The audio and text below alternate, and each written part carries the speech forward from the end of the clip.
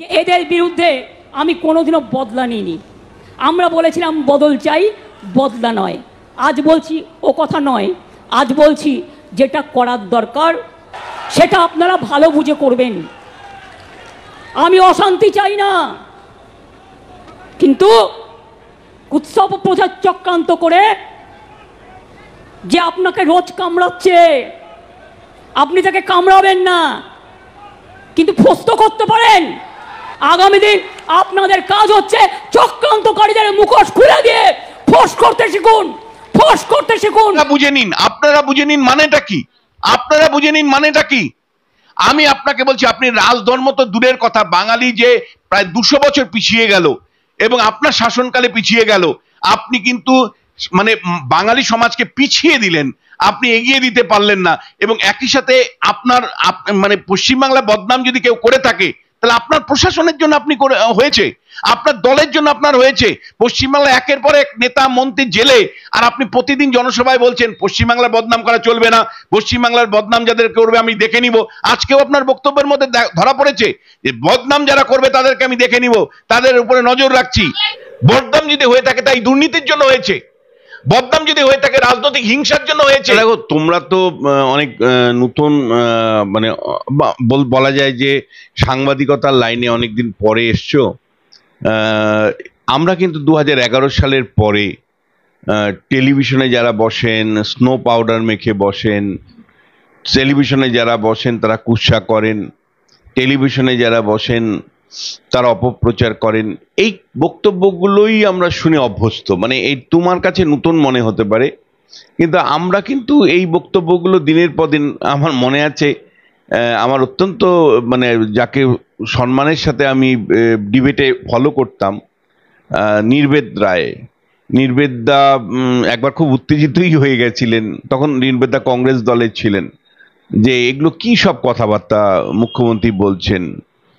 তো যাই হোক, কিন্তু আমার কিন্তু মনে হয় আজকে সারা পশ্চিমবাংলার মানুষ কিন্তু তাকিয়েছিল যে মুখ্যমন্ত্রী কি বক্তব্য রাখেন, অভিষেক বন্দ্যোপাধ্যায় কি বক্তব্য রাখেন, কিন্তু কি রাখলেন। একজন রাজনীতি বিশ্লেষক হিসাবে আমি কিভাবে দেখছি বিষয়টাকে, একটা হলো যে দেখুন, এইটা পশ্চিমবাংলাটা কিন্তু ভারতবর্ষের অঙ্গ, ফলে সংবিধানের 19 নম্বর ধারা আপনি চাইলেও এখানে বাতিল করতে পারবেন না।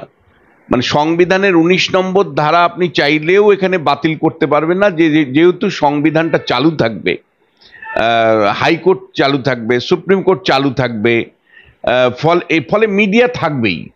মানে আপনি হয়তো চাইছেন যে মিডিয়াকে গলা টিপে দিতে, কিন্তু আপনি কিন্তু চাইলেও পারবেন না, পরিষ্কার কথা। এটা হলো প্রথম কথা। ফলে আপনার ডিজায়ার, যেটা আপনার ডিজায়ারটা সবসময় কার্যকারী হবে বা আপনার ইচ্ছাটা কার্যকারী হবে এমন একেবারেই আমার মনে হচ্ছে না।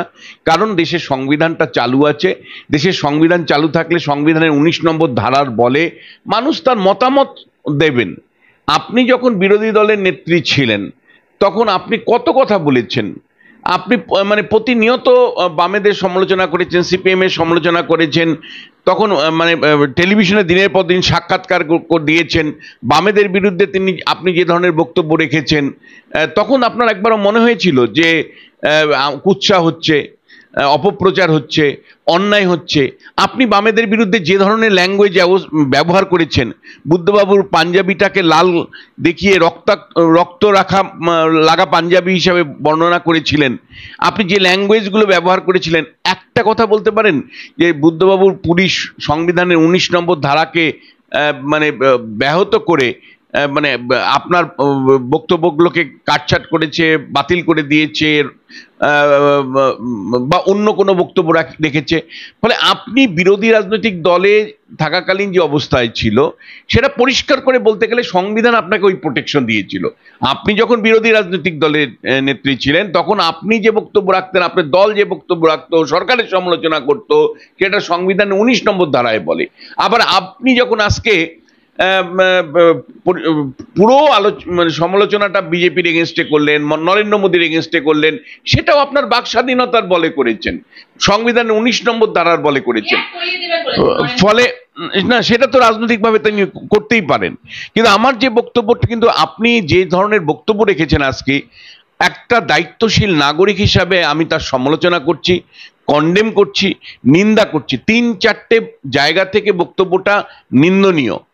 একটা হলো যে এতদিন আমি বদলা চাই না, বদলা চাইনি, এবার বদলা চাইবো, এই ধরনের একটা সেন্স আপনার মধ্যে কাজ করছে। এর আগেও আপনি একাধিকবার বলেছেন। এরা নতুন করে সাংবাদিকতা এসছে, কিন্তু আপনি 2011 সালের পরে আপনি বলেছেন আমি তখন গান চালিয়ে ভুল করেছিলাম। প্রয়াত সুব্রত মুখার্জি বলেছিলেন তখন যদি কিছু মারধর করে দিতাম তাহলে ভালো হতো, সিপিএম এর লোকজনকে মারধর করলে ভালো হতো। আপনি মানে এই যে আপনি রাজধর্ম পালন করার কথা, আপনি যে বক্তব্যটা রাখলেন, আমি মানে এতদিন বদলা চাইনি, আমি এতদিন বদলা চাইনি বলার পরে আপনারা যেটা ভালো মনে করেন, ছাত্র সমাজের হাতে যদি আপনি এই এত বড় মানে দায়িত্ব দিয়ে দেন, আপনি যদি বলেন যে এতদিন বদলা নেইনি, এবার আপনারা যেটা ভালো মনে করেন, এবার আপনারা ভালো মনে করেন, মানে এটা তো ভয়ঙ্কর একটা অরাজকতা তৈরি করতে পারে, আশঙ্কা তৈরি করছি। দয়া করে আপনি এই ধরনের কথা বলবেন না। মানে আপনি ওই মুখ্যমন্ত্রী পদে বসার পরে একাধিকবার এই ধরনের ইঙ্গিত করেছেন, এই ধরনের ইঙ্গিত করবেন না। আপনার প্রতিনিয়ত সংবাদ মাধ্যম লাগে, আপনার প্রচারের জন্য, আপনার বক্তব্য প্রচারের জন্য আপনি বিভিন্ন সাংবাদিক লাগে। আপনার সাংবাদিকদের মধ্য দিয়ে আপনি আজকে মুখ্যমন্ত্রী চেয়ারে বসেছেন।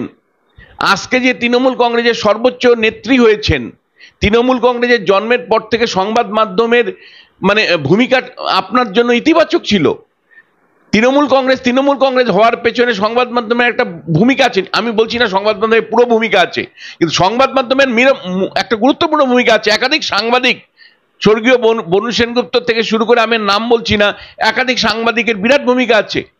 একাধিক রাজনৈতিক বিশ্লেষক বিরোধী থাকাকালীন আপনার সপক্ষে, বা বলা যায় বিশ্লেষণ আপনার সপক্ষে গেছে, আপনি ভুলে গেছেন। আপনি শাসন ব্যবস্থায় এসে আপনি সব ভুলে গেছেন। আপনি এখন সংবাদ মাধ্যমের গলা টিপে ধরতে চাইছেন, আপনি ইউটিউবারদের গলা টিপে ধরতে চাইছেন, আপনি যারা টেলিভিশনে যারা বিশ্লেষণের কাজ করে তাদেরকে ব্যঙ্গাত্মক কথা বলছেন, গলা টিপে ধরতে চাইছেন। আপনি বলছেন যে সমস্ত জনের খবর রাখি। কেন আপনি পার্সোনাল লাইফের খবর রাখবেন? কেন রাখবেন? আপনি right to life and liberty আমার অধিকার। সংবিধানের 21 নম্বর ধারায় সেই অধিকার আছে। সংবিধানের 21 নম্বর ধারায় অনুসারে right to life, liberty and privacy আমার বিষয়। আপনি নজরদারি রাখছেন মানে ব্যক্তিগতভাবে প্রত্যেকের নজরদারি রাখছেন, মানে কেন রাখবেন? রাখার তো এখতিয়ার আপনার নেই। যে বক্তব্য আপনি রেখেছেন সেই বক্তব্য কিন্তু জনশৃঙ্খলার বিরুদ্ধে, মানে জনশৃঙ্খলা রক্ষার প্রশ্নে কিন্তু আপনি যখন অন্যের দিকে আঙুল তোলেন, আজকে আপনার বিরুদ্ধে আঙুল উঠবে যে একজন মানে রাষ্ট্রনায়ক সর্বোচ্চ পর্যায়ে বসে এই ধরনের মন্তব্য আদতেও করতে পারে কিনা, আকাঙ্ক্ষিত কিনা। এটা কি আপনার রাজধর্ম পালন হলো, নাকি আপনি ছাত্র সমাজকে কার্যত খুললাম ছাড়পত্র দিয়ে দিলেন? আপনি দেখো, সেটা রাজনৈতিক বক্তব্য, সেটা আমার কাছে মনে হয়েছে রাজনৈতিক বক্তব্য। একটা ওনার দলের বিরুদ্ধে যদি একটা বক্তব্য যায়, তার কাউন্টার আরেকটা বক্তব্য যাবে, সেটা তো একটা হেলদি, মানে সেটা তো হেলদি। কিন্তু তাই বলে সোশ্যাল মিডিয়াটাই যদি আমি বন্ধ করে দিতে চাই, তাই বলে রাজনীতি বিশ্লেষকের গলাটাই যদি বন্ধ করে দিতে চাই, তাই বলে সংবাদ মাধ্যমের গলাটাই যদি বন্ধ করে দিতে চাই, যে ইঙ্গিতটা পাই, সেটা আমার কাছে ভয়ের। দেখো, মানে তৃণমূল কংগ্রেস রাজনীতি করতে এসছে, তার বিরুদ্ধে কোনো যদি বক্তব্য আসে তাকে কাউন্টার করবে, এটাই স্বাভাবিক। কিন্তু সেটা না করে আমার হাতে প্রশাসন আছে, আমার হাতে আইন আছে, তাই আমি প্রশাসনকে ব্যবহার করে দিলাম, আইনকে ব্যবহার করে দিলাম। যে অভিযোগটা বারবার আমরা করছি, যে ইউটিউবারদের বারবার করে হেনস্থ করা, মেইন মিডিয়ার রিপোর্টারদের হেনস্থ করা, এডিটরদের হেনস্থ করা, এইটা। এবং আমি তোমায় বলছি যে এই যে সংবাদ মাধ্যমের যাদেরকে আলাদা করে টার্গেট করে হেনস্থা বারবার করা হচ্ছে, এটা কিন্তু আমি মনে করি তীব্র। আর দ্বিতীয়ত, রাজনীতিকরণের কথা বলা হচ্ছে। আপনার মনে থাকতে পারে রিজিয়ানুর হত্যা হয়েছে, মানে রিজিয়ানুর কাণ্ডের পরে আপনার মনে আছে আপনি কিভাবে রিজিয়ানুর মানে মানে মৃত্যুর পরে সেটা যাতে রাজনীতিকরণ না হয় তৎকালীন শাসক দল বারবার অনুরোধ করেছিল, আপনি কিন্তু সেটাকে কিন্তু চূড়ান্তভাবে রাজনীতিকরণ করেছিলেন। শুধু তাই নয়, আজকে রিজিয়ানুর কতটুকু বিচার হয়েছে না হয়েছে আমি জানি না, কিন্তু তার এক পরিবারের সদস্য মানে আজীবন প্রায় এমএলএ হয়ে আছেন, তার লোক মানে আপনার দল লাভবান হয়েছে। তা রিজিয়ানুর মামলায় কি আপনি মানে ইয়ে করেননি, রাজনীতিকরণ করেননি? এটাই তো বিরোধী দলের দায়িত্বের কর্তব্য। যদি সরকার যদি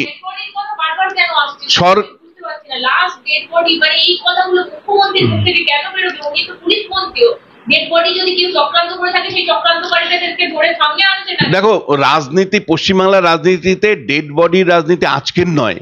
তোমরা, আবারও বলছি, তুমি অনেক পরে সাংবাদিকতা এসছো, আমরা যারা 20, 22, 24 বছর 25 বছর ধরে পশ্চিমবাংলার রাজনীতি চর্চা করছি, আমরা দেখেছি যে বিরোধী থাকাকালীন তৃণমূল কংগ্রেস বা তার নেতা নেত্রীরা কিভাবে দিনের পর দিন ডেড বডিকে সামনে রেখে রাজনীতি করেছে। জঙ্গলমহল থেকে ডেড বডি নিয়ে কলকাতায় চলে আসা হতো, প্রদর্শনী করে আবার সেই ডেড বডি ফেরত পাঠানো হতো। এই বেশি দিনের ঘটনা কি, মানে আমি যদি ভুল না করে থাকি 2016 বিধানসভা নির্বাচনে মানে মুকুল রায় তখন তৃণমূল কংগ্রেসের নেতা, তিনি বলেছিলেন যদি একটাও তৃণমূল কংগ্রেসের এই গরমের মধ্যে মৃত্যু ঘটে তাহলে আমরা ইলেকশন কমিশনের অফিসে ডেড বডি এনে কিন্তু বিক্ষোভ দেখাবো। ডেড বডির রাজনীতি পশ্চিমবাংলায় রাজনীতির অঙ্গ, পার্ট। তার কারণ পশ্চিমবাংলায় একটা ভায়োলেন্স বা হিংসাত্মক রাজনীতি হয়, ফলে এই রাজনীতি, ডেড বডির রাজনীতি পশ্চিমবাংলায় বাম আমলে বিরোধী নেতা নেত্রীদের কাছে বা তৃণমূল কংগ্রেসের কাছে মানুষ দেখেছে। আজকে যারা বিরোধী আছে তারা যদি কোনো মৃত্যুর ঘটনার কনটেক্সটে কোনো মিটিং করে, মিছিল করে, বন্ধ করে, আপনি ডেড বডির রাজনীতি বলতে পারেন না। কারণ ডেড বডি রাজনীতির যদি বলা যায় সূচক, প্রবর্তক কারা, তাহলে তৃণমূল কংগ্রেসের নাম জড়িয়ে যাবে। কারণ তৃণমূল কংগ্রেস দিনের পর দিন ঝাড়গ্রামের যারা মারা যেতেন তাদের মৃতদেহ নিয়ে এসে কলকাতায় প্রদর্শন করেছে। কোনো আমি শীতলকুচির পরের ঘটনাটা তুমি বললে, আমি হচ্ছে এই রাজনীতি পশ্চিমবাংলার মানুষ দেখেছে। মানে যাই আপনি বলছেন সেই ঘটনাগুলো আপনার শাসনকালে আপনি যখন বিরোধী ছিলেন সেগুলো করেছেন, ফলে আপনি কাকে বলছেন এই প্রশ্নটা তো আসবে যে আজকে বিরোধীদের দিকে তাকিয়ে আপনি ডেড বডির রাজনীতি বলছেন। এই ডেড বডির রাজনীতি পশ্চিমবাংলায় বারবার হয়েছে।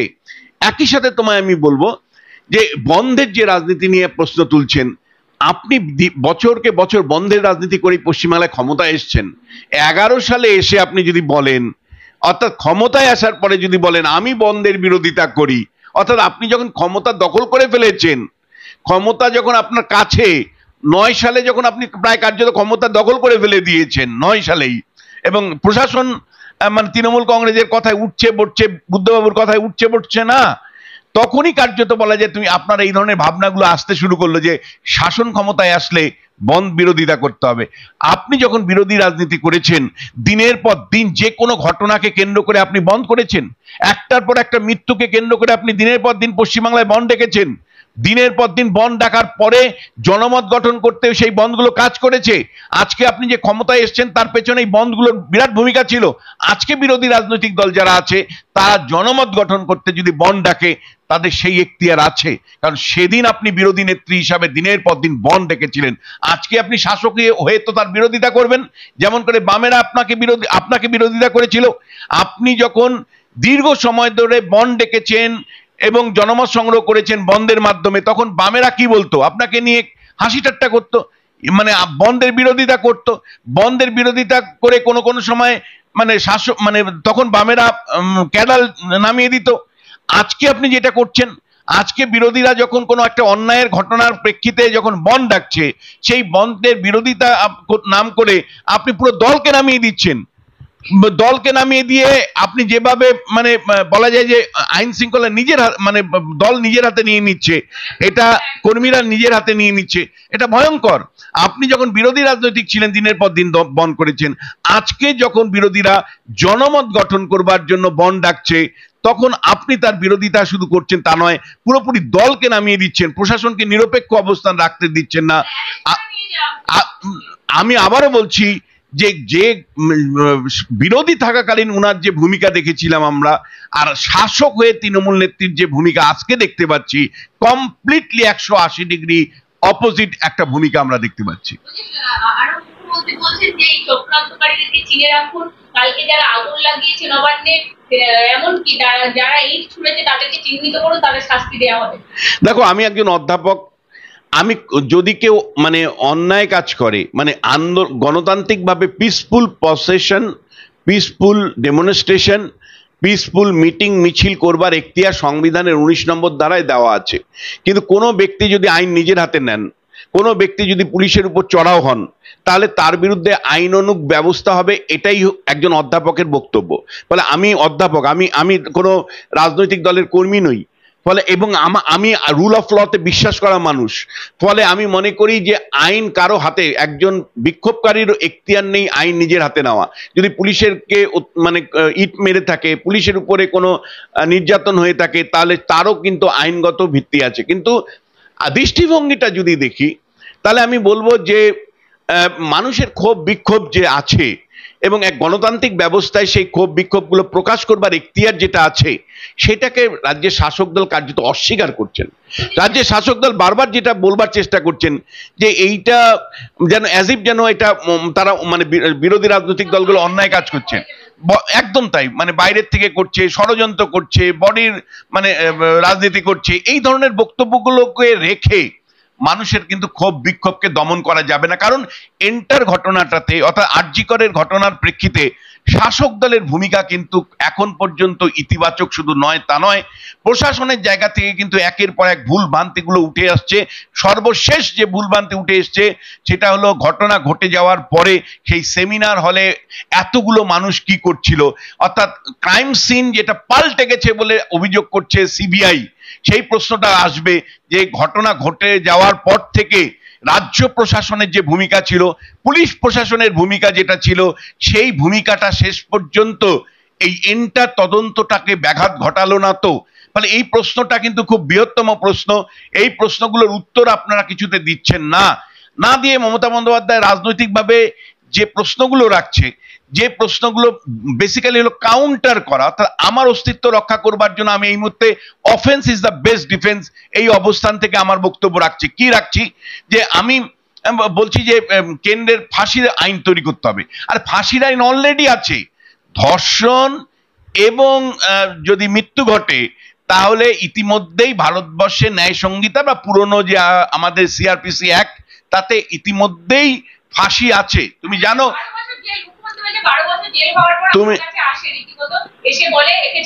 আমি তোমায় বলছি দিল্লিতে নির্ভয়া কাণ্ডের শেষ ফাঁসি হয়ে গেছে, তুমি জানো। ফলে ফাঁসি তো বর্তমান আইনেই হয়, নতুন করে এটা নিয়ে কি সরগোল। কিন্তু আমার প্রশ্ন হচ্ছে, রাজ্য বিধানসভার এখতিয়ার নেই, সেটা আমি যতটুকু জানি, আমি যদি আইন ভুল না জানি, রাজ্য বিধানসভার কোনো এখতিয়ার নেই। আর দ্বিতীয় যেটা, এটা এখতিয়ারের প্রশ্ন না, একটা আইন তোমার থাকতেই পারে, কিন্তু সেই আইনটা কার্যকারী কে করছে? যে আইন মানে ইতিমধ্যেই যে আইন আছে ফাঁসির হওয়ার, সেই আইনটাকেই আপনি এতগুলো মানে ধর্ষণ হয়েছে, শাসক দলের বক্তব্য বা শাসক নেতা নেত্রীদের বক্তব্য কোথাও, এমনকি তৃণমূল নেত্রীর বক্তব্য যেভাবে এসছে, সেগুলো কিন্তু কোনো মতেই আকাঙ্ক্ষিত নয়। কোনো সময় ছোট ঘটনা সাজানো ঘটনা হিসাবে এসছে। কেউ বলেছেন খদ্দেরের গল্পের কথা বলেছেন, কেউ বলেছেন যে প্রেম লাভ অ্যাফেয়ার্স ছিল। তার দৃষ্টিকোণটা তো ঠিক নয়। আর যেটা তোমার চ্যানেলে আমি একবার বলেছিলাম যে ইতিমধ্যে যে ঘোষণাগুলো, এরপরে কি রাত্রি কি নাম দিয়ে না, যেটা মানে রাত্রি সাথী নাম করে যে ঘোষণাগুলো হয়েছিল, তার মধ্যে একটা পয়েন্ট আমি মনে করি শাসক বিরোধী কেউই সেইভাবে সরব হয়নি। সেটা হলো রাত্রেবেলা কেন মেয়েদেরকে কম ডিউটি দেওয়া হবে। একটা পুরুষ যদি রাত্রেবেলা ডিউটি করতে পারে, একটা মেয়ে কেন ডিউটি করতে পারবে না? বা একই সময় বা ব্যাপকভাবে কেন রাত্রেবেলা ডিউটি করতে পারবে না? যথাযথ কম সময়ে ধরে ডিউটি দেওয়া হবে মেয়েদের। এই যে ঘোষণাটা, এটা পিতৃতান্ত্রিক দৃষ্টিকোণ। এটা নিয়ে না মানে বিরোধী দল তেমনভাবে সরব এখনো পর্যন্ত আমি যতটুকু জানি যে সেই ঘোষণা কিন্তু উইথড্র করা হয়নি। ফলে আমি কিন্তু ব্যক্তিগতভাবে চাইছি যে রাজ্য সরকার ওই ঘোষণাটা উইথড্র করুক। নারীবাদী যারা আছেন তারা পরিষ্কার ওইখান থেকে 1 ইঞ্চি সরলে চলবে না, যে রাত্রেবেলা যদি একটা পুরুষ মানে ডিউটি করতে পারে, কর্মরত অবস্থায় থাকতে পারে, সম পরিমাণে নারী বা তার থেকে বেশি নারী কেন রাত্রেবেলা ডিউটি করতে পারবে না? সেই নিরাপত্তাটা কেন আপনি নিশ্চিত করবেন না?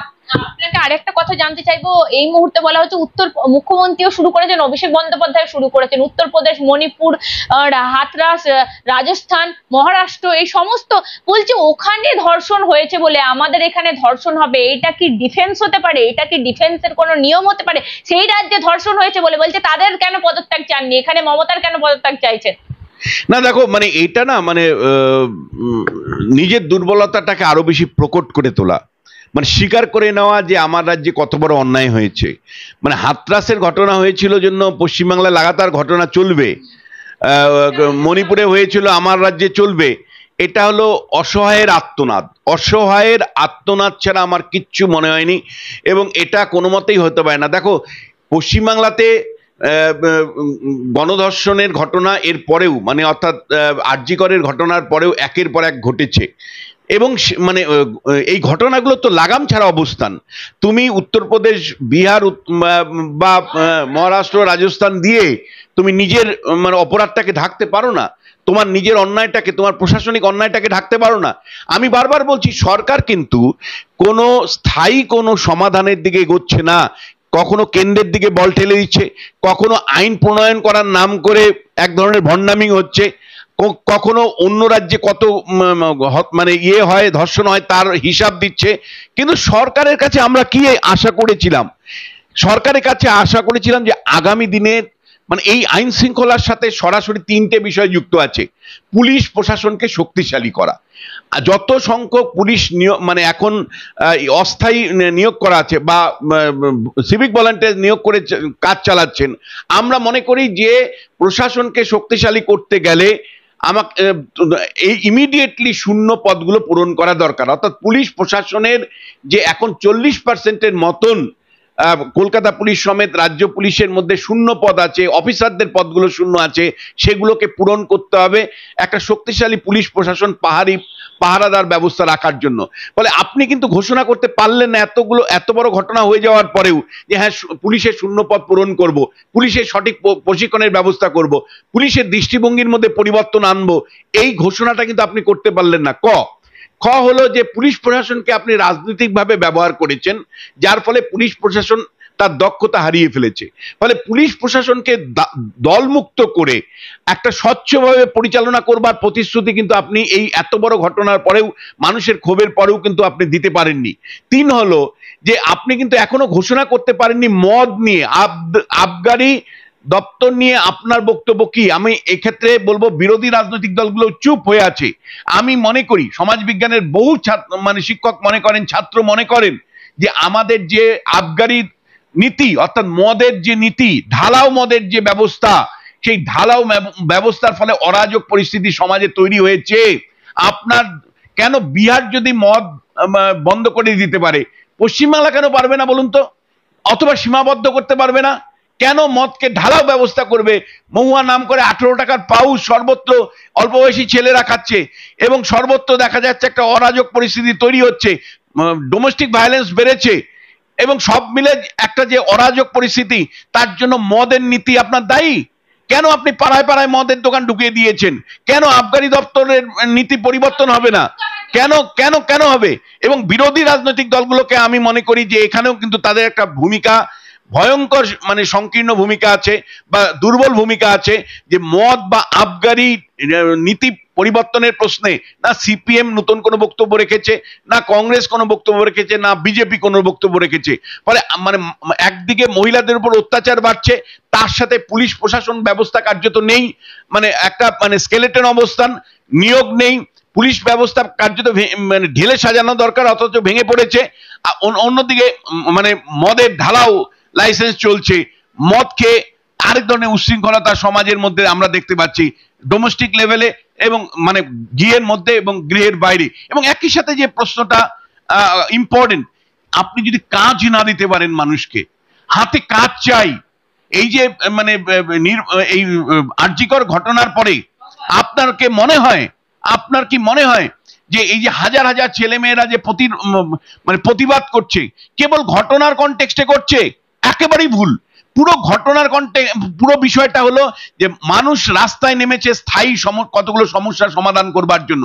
দিনের পর দিন ভোটে আপনি জিততে পারেন, কিন্তু মানুষকে কাজ দিতে পারছেন না। হাজার হাজার বেকার, লক্ষ লক্ষ বেকার, তাদের হাতে কাজ নেই। বেকাররা জ্বালায় কিন্তু আজকে রাস্তায় নেমেছে। সত্যি একটা পরিবর্তনের কনটেক্সটে তারা দেখতে চাইছেন।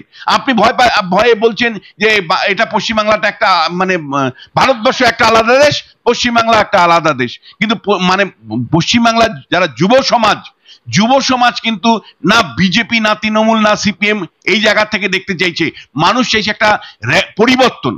এই পরিবর্তনটা ব্যবস্থার পরিবর্তন, এই পরিবর্তনটা চাকরির জন্য পরিবর্তন, এই পরিবর্তনটা স্কুল কলেজ বিশ্ববিদ্যালয়ে যে অরাজকতা অবস্থা তার পরিবর্তন।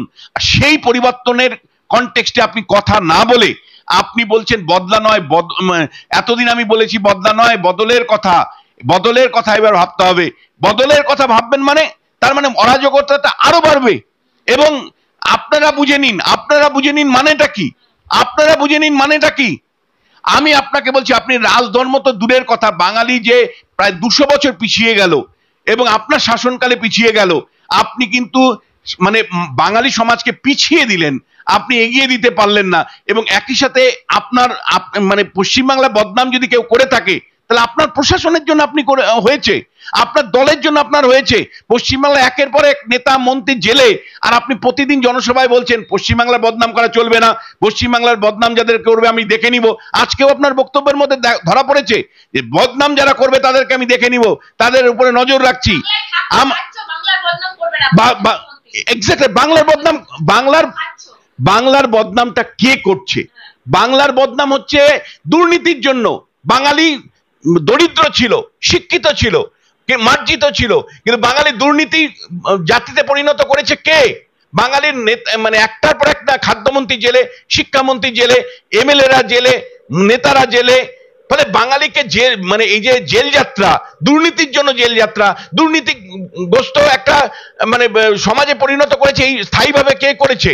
তার বদনামটা কে? আমরা মানে সাধারণ মানুষ দিয়েছে, মিডিয়া দিয়েছে। কেন আপনি দুর্নীতিমুক্ত বাঙালি সমাজ দিতে পারলেন না? বদনাম যদি হয়ে থাকে তাই দুর্নীতির জন্য হয়েছে, বদনাম যদি হয়ে থাকে রাজনৈতিক হিংসার জন্য হয়েছে। আপনি আমায় বলুন, আপনি নেত্রী, আপনি আমায় বলুন যে কোনো একটা নির্বাচনের পরে 50-55 জন মানুষের মৃত্যু ঘটে এমন রাজ্য আপনি দেখেছেন পশ্চিমবাংলা ছাড়া? আপনি আমায় বলুন যে 2021 সালের নির্বাচনের পরে 50 থেকে 55 জন মানুষের মৃত্যু ঘটে গেল 3 দিনের মধ্যে। তাহলে বাঙালির হিংসা, বাঙালির জীবনে হিংসাত্মক রাজনীতির জন্য যে বদনাম, তার জন্য দায়ী কে? আপনি দায়ী। তার জন্য আমরা দায়ী নয়, তার জন্য মিডিয়া দায়ী নয়, তার জন্য বিরোধী রাজনৈতিক দল দায়ী নয়। কেন পঞ্চায়েত এক একটা স্থানীয় নির্বাচন হয়, পঞ্চায়েত নির্বাচনে লাশের উপরে হয়? হিংসাত্মক রাজনীতির জন্যই তো পশ্চিমবাংলার বদনাম। কেন পশ্চিমবাংলার বদনাম হয় এই ধরনের গণহত্যার জন্য? কেন পশ্চিমবাংলার বদনাম হয় এই নির্ভয়াদের জন্য? কেন আজকে আরজিকরের মতন ঘটনা যখন একের পর এক ঘটে, তারপরে তো মানুষ সমালোচনা করে, আলোচনায় এগিয়ে আসে, মিটিং মিছিল করে। সারা বিশ্ব জুড়ে আরজিকরের ঘটনার কনটেক্সটে বাঙালির বদনাম হয়েছে, প্রশাসন যে ভূমিকা পালন করেছে তা নিয়ে বদনাম হয়েছে। বদনাম সাধারণ মানুষ করেছে, রাজনৈতিক দল করেছে না? আপনার প্রশাসন, আপনার শাসক দল হিসেবে আপনাদের জন্য বাংলার বদনাম হয়েছে, বাঙালির বদনাম হয়েছে। ফলে বদনাম যদি কেউ করে থাকে তাহলে আপনার দল করেছে। কেন আপনি অন্যের ঘাড়ে বন্দুক চাপাচ্ছেন? কেন অন্যের অফেন্স ইজ দ্য বেস্ট ডিফেন্সের পলিসি হিসাবে আপনি আইনের কথা বলছেন? যে আইন আছে সেই আইনেই তো দিল্লিতে নির্ভয়া কাণ্ডের দোষীকে ফাঁসি দেওয়া হয়েছে। তাহলে এই আইনেই তো পশ্চিমবাংলায় যারা অন্যায় করছে তাদের ফাঁসি দেওয়া যেতে পারে। যে আপনি আইন তৈরি করে দিয়ে পুরো ব্যাপারটা গুলিয়ে দিতে চাইছেন, আপনি গুলিয়ে দিতে চাইছেন, পুরো বলটা বিরোধীদের উপর চাপিয়ে দিতে চাইছেন। মানুষ চাইছে কিন্তু স্থায়ী সমাধান। পুলিশ প্রশাসনের রিফর্ম চাইছে মানুষ, পুলিশ প্রশাসনের তরফ থেকে একটা রিফর্ম চাইছে। স্থায়ী পুলিশ নিয়োগের কথা মানুষ বলছে যে লক্ষ্মীর ভান্ডারের থেকে অনেক বেশি ইম্পর্টেন্ট আমাদের নিরাপত্তা। পুলিশ নিয়োগ করতে হবে, দক্ষ ট্রেনিং এর ব্যবস্থা করতে হবে, পুলিশকে সেন্সিটাইজ করতে হবে, পুলিশকে দলীয় কাজে ব্যবহার করা চলবে না। মানুষ চাইছে দু হাতে কাজ, মানুষ চাইছে আবগারি দপ্তর, অর্থাৎ মানে মদের বিষয়ে, অর্থাৎ মদ নিয়ে আপনি কোনো সিদ্ধান্ত নিন। পাশের রাজ্য বিহার যদি মদ বন্ধ করার সিদ্ধান্ত নিতে পারে, পশ্চিমবাংলা পারবে না কেন? কেন আপনি বাঙালিকে মদের দ্বারা পরিচালিত করবেন কেন? সব মিলে কিন্তু আমি বলছি মানুষ কিন্তু ন্যায় চাইছে। এই ন্যায়টা একটা সামগ্রিক ন্যায় চাইছে, সার্বিক ন্যায় চাইছে। এত বড় ঘটনার রেসপন্সিবিলিটি আপনি কাউকে ফিক্সড করতে পেরেছেন? এই যে ঘটনাগুলো ঘটেছে, যেভাবে যে পুলিশের ভূমিকা 14 তারিখ রাত্রেবেলা ছিল, শুধু আরজি করে 14 তারিখ রাত্রেবেলা যে হুলিগানরা হামলা করেছে, সেই হুলিগানদের হামলার দায়টা পুলিশ কি করে অস্বীকার করে? শুধু সেই কারণে পুলিশ প্রশাসনে কেন রদবদল হবে না? কেন পুলিশ প্রশাসনের রদবদল করবেন না আপনি? আপনি যদি একটা গণতান্ত্রিক শাসন ব্যবস্থা থাকেন, কেন রেসপন্সিবিলিটি ফিক্সড হবে না? কেন প্রশ্নটা আসবে না স্বাস্থ্যমন্ত্রীর দায়বদ্ধতার জায়গাটা? কেন রেসপন্সিবিলিটি ফিক্সড হবে না পুলিশ মন্ত্রীর দায়বদ্ধতার জায়গাটা? সব মিলে আপনাকে বলছি যে চারিদিক থেকে পদত্যাগের যে দাবিটা উঠছে, পার্লামেন্টারি ডেমোক্রেসি এই দাবি উঠবেই। এই দাবি আপনি যখন বিরোধী নেত্রী ছিলেন আপনি তোলেননি। মুখ্যমন্ত্রী বুদ্ধদেব বাবু পদত্যাগ দাবি তোলেননি আপনি? বছরকে বছর বুদ্ধবাবুর পদত্যাগ দাবি তোলেননি? আপনি স্বাস্থ্যমন্ত্রী হিসেবে সূর্যকান্ত মিশ্রের পদত্যাগ দাবি তোলেননি? আপনি তৎকালীন বামফ্রন্ট নেতা নেত্রীদের যারা প্রশাসনে ছিল তাদের দাবি পদত্যাগের দাবি তোলেননি? আজকে পার্লামেন্টারি ডেমোক্রেসি নর্মস অনুসারে যদি পদত্যাগের দাবি তোলে, তাহলে কি অন্যায় কাজ করবে? কেন তারা তুলবে না? মানুষের আওয়াজ যদি সেটা পদত্যাগের দাবি হয় এবং সেটাকে সম্মান করাটাই তো আপনার কথা। আপনি তো একসময় আমাদের এথিক্স শিখিয়েছেন, দিনের পর দিন আপনি আমাদেরকে এথিক্স শিখিয়েছেন। তেহেলকা কাণ্ডের পরে আপনি মানে বাজপেয়ী মন্ত্রিসভা থেকে সরে এসেছিলেন। আপনি যে কোনো মানে দুর্নীতির প্রশ্নে হোক বা অন্য নানা প্রশ্নে হোক, এথিক্যাল বিষয়ে আপনি তো আমাদেরকে পাঠ দিয়েছেন। আজকে কেন আপনি শাসক হিসাবে এথিক্সের জায়গাটাকে গুরুত্ব দিচ্ছেন না? আপনি কেন আজকে এথিক্সের জায়গাটাকে গুরুত্ব দিয়ে বলতে পারছেন না যে হ্যাঁ আমি পুলিশ কমিশনারকে সরিয়ে দিলাম, এথিক্যাল কারণে সরিয়ে দিলাম? আপনি কেন আজকে বলতে পারছেন না যে এথিক্যাল কারণে স্বাস্থ্যমন্ত্রী হিসেবে পদত্যাগ করলাম, ওই পদটা আমি ছেড়ে দিলাম? আপনার কাছে মানে আপনি তো আমাদেরকে এথিক্স শিখিয়েছেন, সেই নীতি নৈতিকতার মানে ভিত্তি যেগুলো আপনি শিখিয়েছিলেন, আজকে যখন শাসক হয়েছেন ক্ষমতায় টিকে থাকবার জন্য যে অনড় মনোভাব দেখাচ্ছেন, যে অবস্থান আপনি দেখাচ্ছেন, যেভাবে ভয় ভীতি সন্তুষ্ট করছেন, এটা কি ঠিক হচ্ছে? দেখুন, গণতন্ত্রে মানে সরকার আসবে সরকার যাবে। জ্যোতিবাবু সরকার মানে বামফ্রন্ট সরকারও 34 বছর পরে চলে যেতে হয়েছে, কিন্তু স্থায়ীভাবে কিন্তু ক্ষতগুলো থেকে যায়, স্থায়ীভাবে ক্ষতগুলো থেকে যায়। যারা আপনারা অনেকটাই আমাদের বয়স হয়েছে, আমরা হয়তো প্রস্থান করব, কিন্তু তৃণমূলের যারা ইয়ং নেতা থাকবেন, তারা আগামী দিন যখন বিরোধী দলে থাকবেন, তাদেরকে কিন্তু এই কথাগুলো শুনতে হবে। তাদেরকে কিন্তু এই কথাগুলো বারবার মনে করিয়ে দিবে তখনকার শাসক দল যে তোমরা শাসক থাকাকালীন কি কি বলেছিলে, কি কি করেছিলে। ফলে আমি বলছি যে চ্যারিটি বিগেন্স অ্যাট হোম। আগে নিজের দিকে তাকান, সংস্কারগুলোর দিকে তাকান, স্থায়ী যে ন্যায় বিচারের দাবিগুলো সমাজ থেকে উঠছে সেগুলোকে অ্যাড্রেস করুন।